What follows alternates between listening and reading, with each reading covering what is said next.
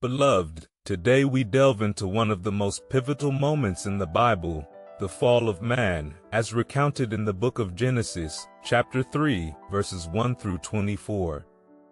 This passage begins with the cunning serpent, who tempts Eve to eat from the tree of the knowledge of good and evil. Despite God's clear command, Eve succumbs to the temptation and shares the fruit with Adam.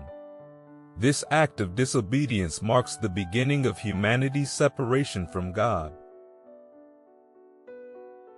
As Adam and Eve eat the fruit, their eyes are opened and they realize their nakedness. They sew fig leaves together to cover themselves. When they hear God walking in the garden, they hide in shame. God calls out to them, and Adam responds, revealing their disobedience. This moment signifies the loss of innocence and the birth of shame and guilt in human experience. God then addresses the serpent, cursing it to crawl on its belly and eat dust all its life. He also declares enmity between the serpent and the woman, and between their offspring. This is the first prophecy of the coming Messiah, who will crush the serpent's head, symbolizing the ultimate victory over sin and evil. To the woman, God pronounces increased pain in childbirth and a complex relationship with her husband. To Adam, he declares that the ground is cursed because of his actions, and that he will toil and sweat for his sustenance until he returns to dust.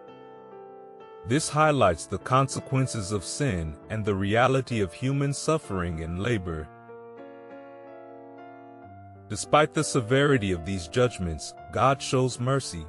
He makes garments of skin for Adam and Eve, clothing them before sending them out of the Garden of Eden. This act of providing garments signifies God's enduring care and the promise of redemption. Even in their fallen state, God does not abandon humanity but sets the stage for salvation through Jesus Christ. Beloved, the story of Adam and Eve is not just about the fall, it is about the promise of redemption. It reminds us that even in our darkest moments, God's love and mercy prevail. We are called to acknowledge our shortcomings, seek forgiveness, and embrace the hope of salvation. Let us trust in God's plan and strive to live in accordance with His will, knowing that redemption is always within reach.